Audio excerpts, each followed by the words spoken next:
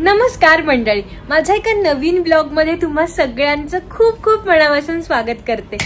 आणि आजचा ब्लॉग काय आहे तर आपण दिवाळीसाठी छान घर डेकोर केलंय, भरपूर कामं केली आहेत, तर ते सगळं डेकोरेशन आज काढायचं आहे आणि पुन्हा घर रेग्युलर नेहमीसारखं सेट करायचं।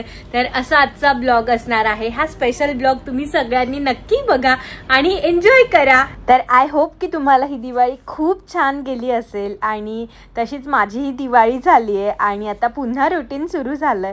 तर तुम्हाला दिवाळी ब्लॉग खूप आवडला, तुम्ही खूप प्रेम दिलं, छान छान कमेंट्स केल्या आणि आता जे दिवाळीसाठी डेकोरेशन केलंय ते परत सगळं नीट करायचंय, घर पहिल्यासारखं सेट करायचंय। तर मी सगळी सुरुवात करून घेते आणि पहिलं काम जे असतं ते म्हणजे स्वयंपाकाचं। तर किचन माझं छान आवरून झालंय, स्वयंपाक झालाय आणि आता मी छान घर सेट करायला घेतलंय। तर माझा हा हॉलचा ड्रॉवर आहे एक आणि त्यामध्ये माझ्या मिस्टरांचे सॉक्स असतात। तर होतं काय ना, काही वेळेला आपण ज्या पण वरती वस्तू दिसतात त्या पटकन ड्रॉवरमध्ये टाकतो। तर काही इलेक्ट्रिक टी लाईट्स होते, तर फोनचे कवर्स, असं बऱ्याच गोष्टी तिथे जमा झाल्या। मी म्हटलं पटकन आपण हा ड्रॉवर जो आहे तो ऑर्गनाईज करून घेऊया आणि छान मी तो ड्रॉवर ऑर्गनाईज करून घेतला आणि बरीच उरली मी ठेवलेली होती घरामध्ये, तर ती सगळी उरलीमधली फुलं मी काढून घेतली आणि छान उरली पण पुन्हा धुवायला टाकल्या। मी भरपूर समया दिवे सगळं काढलं होतं दिवाळीसाठी, तर ते सगळं मी आता घासायला घेते। दिवाळीमुळे भरपूर फुलं घरात आली आहेत आणि ती फुलं सगळी आता बाशी झाली आहेत, तर मी ती काढून घेते देवाजवळची सुद्धा।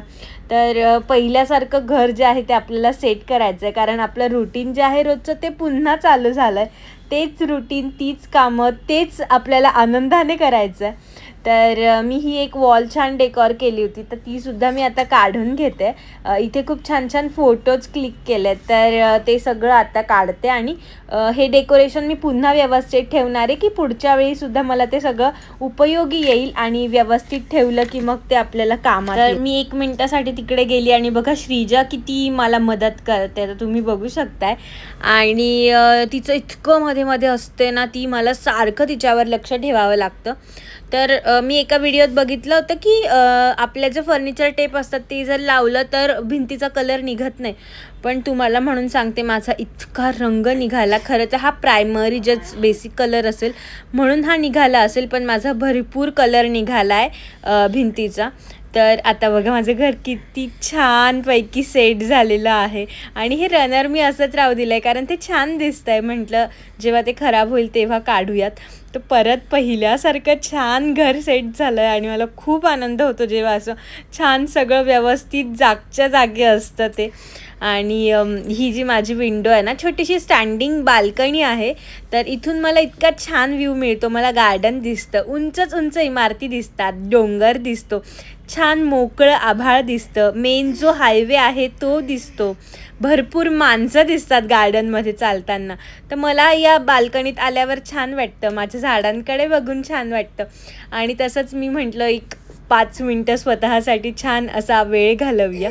आणि माझा जो दुसरा बेडरूम आहे तो तुम्ही कधी बघितला नसेल, पण तो एक जस्ट बेसिक बेडरूम आहे जिथे आम्ही बरं स्टोरेज करून ठेवलं आहे। तर इस्त्रीचे कपडे, श्रीजाचे खेळणे असं सगळं मी इथे ठेवत असते।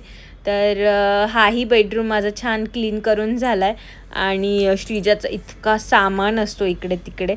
तर श्रीजा आंटींकडे मी तिची आत्ताच आंघोळ घातली, तर त्या आंटींचा ना तिला इतका लळा लागला आहे ना की त्या आल्या की तिला खूप आनंद होतो।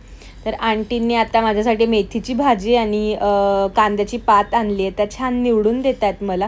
तर या छोटे छोटे कामांमध्ये त्या मला खूप हेल्प करतात, कारण श्रीजामुळे मला शक्य नाही होत, तर त्यांनी छान मला भाज्या निवडून दिल्यात आणि मी छान अंघोळ करून घेतली आणि आता मी देवपूजा केली आहे। देवपूजा झाल्यावर खूप छान वाटतं, प्रसन्न वाटतं आणि खऱ्या अर्थाने वाटतं की आता सगळं काम झालं आहे। तर खरंच आता दिवाळीचं जे डेकोरेशन होतं ते सगळं काढलं, आकाशकंदील असेल, लाईटिंग असेल, फुलांच्या माळा असतील, रांगोळ्या उरली, त्यानंतर वाळलेली फुलं जी मी ठिकठिकाणी लावत असते, तर हे सगळं डेकोरेशन मी काढून घेतलं आणि छान वाटतं। आता परत घर छान सेट झालेलं आहे आणि आता सगळी कामं झाली आहेत माझी। आता छान देवपूजासुद्धा करून घेतली, धूप अगरबत्ती दीप सगळं करून घेतलं आणि छान वाटतंय।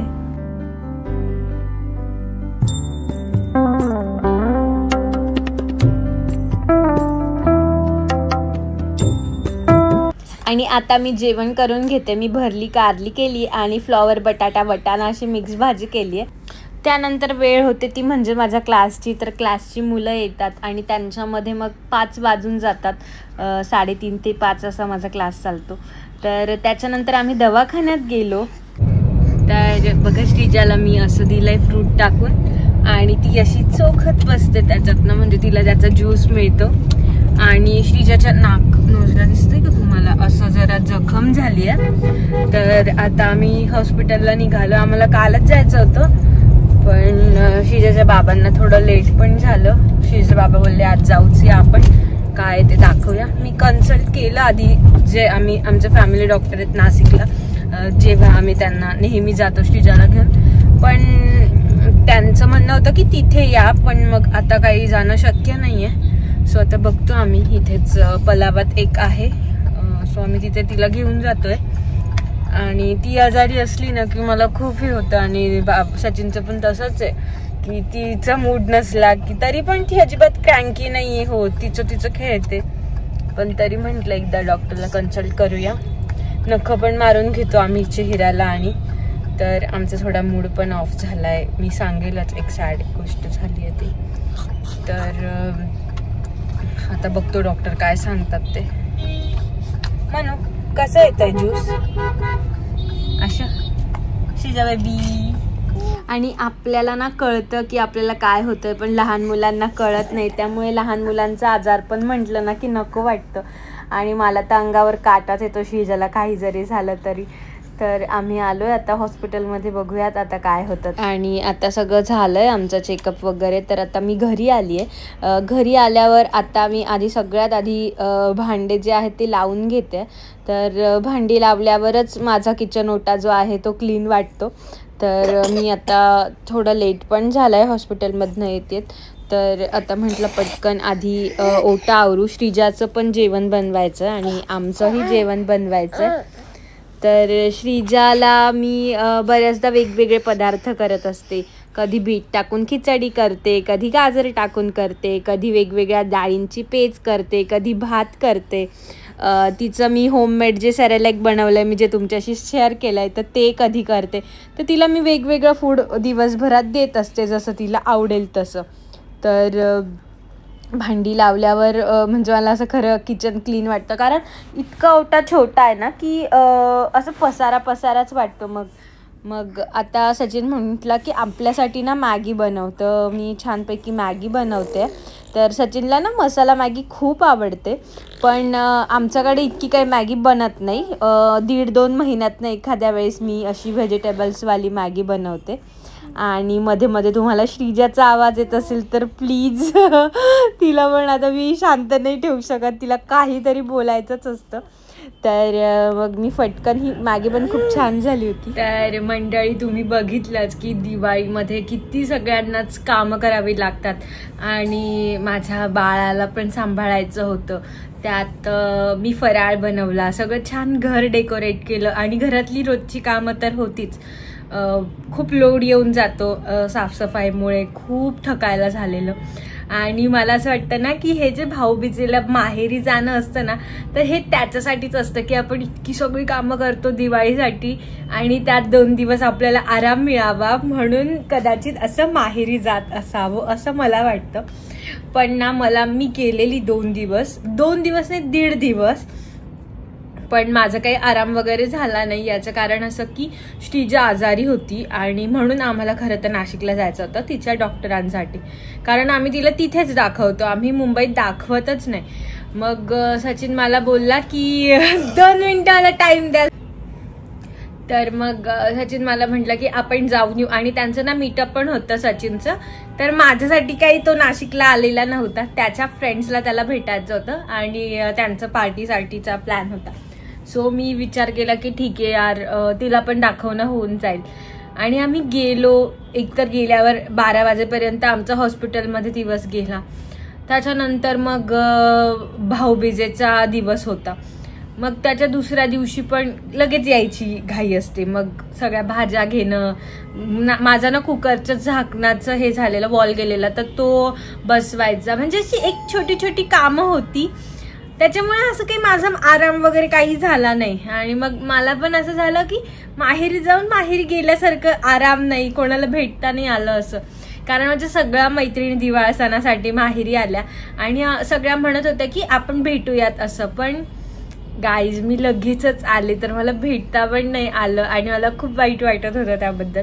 पण ठीक आहे, काही ना तर जायला पण नाही मिळत. तर मी म्हटलं ठीक आहे यार, जसं आता चालू, कारण ना माझी फर्स्ट प्रायोरिटी श्रीजा आहे. आणि मग मला असं झालं की ठीक आहे यार, सोडा, जे होईल ते होईल, भेटायला काय कधीही भेटू जर जमणार असेल पुन्हा कधीतरी. तर सगळा थकवा जो आहे तो मला आता 1-2 दिवसात घालायचा, मला खूप आराम करायचा आहे. पण ते शक्य नाही श्रीजामुळे.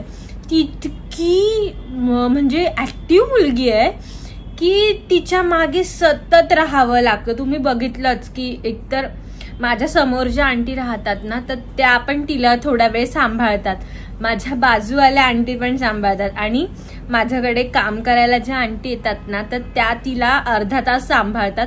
त्या अर्धा तासामध्ये मला इतकं स्पीडने काम करावं लागतं, तेव्हा माझं घर स्वच्छ होतं.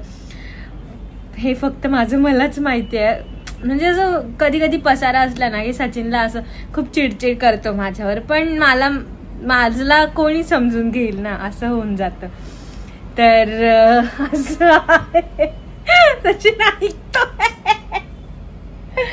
पण तर माझ्या गंडू बाबा, तू स्पून का दिला तिला?